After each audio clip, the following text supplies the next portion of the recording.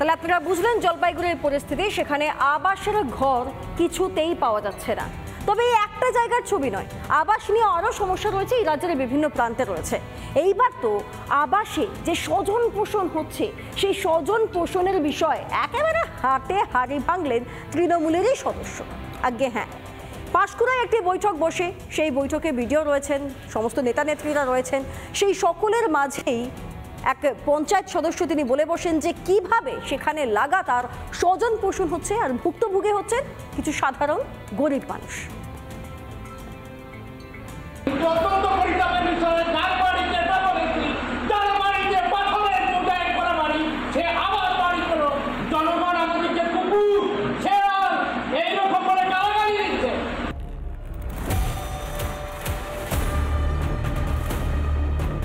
পাঁশকুড়ায় সংসদ সভায় আবাস যোজনা নিয়ে দলের বিরুদ্ধে ক্ষোভ উগড়ে দিলেন তৃণমূলের পঞ্চায়েত সদস্য ভক্তিপদ দে।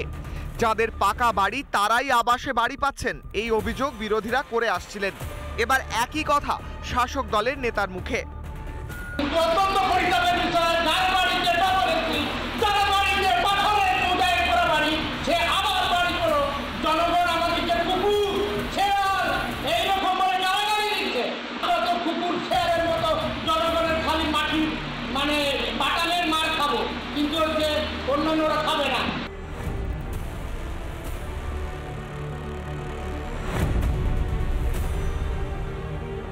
তৃণমূল কাটমানির ওপর নির্ভরশীল, সেই তৃণমূল কাটমানির উপর নির্ভরশীল যেখানে দোতলা বাড়ি থাকলেও কোনো অসুবিধা নেই, এসি থাকলেও কোনো অসুবিধা নেই। যে কাটমানি বেশি পরিমাণে দিতে পারবে তারই তালিকাতে নাম আসবে। এটা তৃণমূলের অভ্যাস হয়ে গেছে।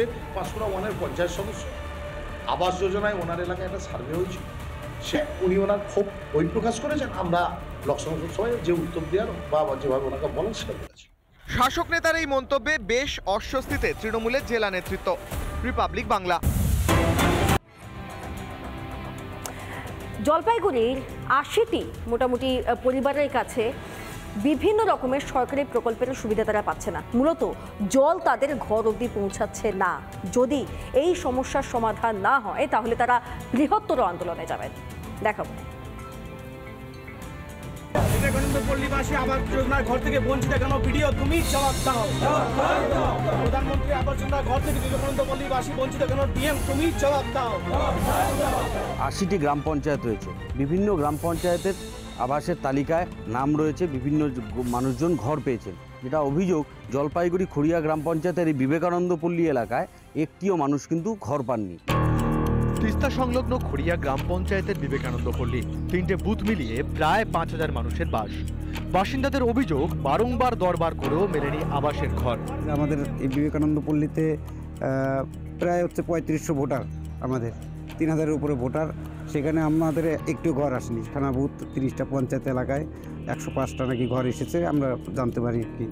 তবে তার মধ্যে আমাদের বিবেকানন্দ পল্লীতে 3খানা বুথ, একটিও ঘর নেই। কিন্তু আমাদের এই গ্রাম পঞ্চায়েত অর্থাৎ খড়িয়া গ্রাম পঞ্চায়েত এলাকায় দীর্ঘদিন থেকে কোনো সরকারি ঘর, মানে আবাস যোজনার ঘর যেটা, তার কোনো লক্ষণই নেই।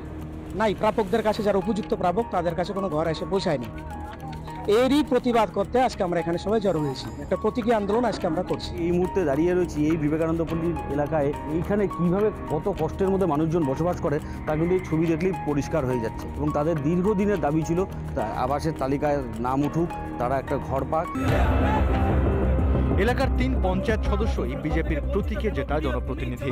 তবে কি বিজেপিকে ভোট দেওয়ার জন্যই বরাদ্দ হয়নি একটিও ঘর? সবারই ঘরের দরকার।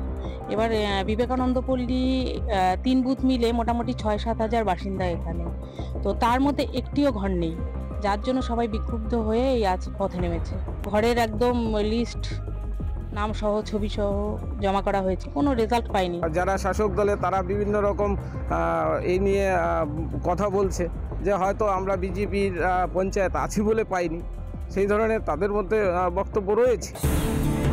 যদিও টেকনিক্যাল সমস্যার দোহাই দিয়েই যাবতীয় অভিযোগের দায় ছেড়েছে স্থানীয় তৃণমূল। এটা একটা অঞ্চলের একজন স্টাফ, সে এই জায়গাটায় একটা বাজে কাজ করে গেছে বা এখানে একটা টেকনিক্যাল একটা প্রবলেম হয়েছিল, তাকে বেরো করে দেওয়া হয়েছে।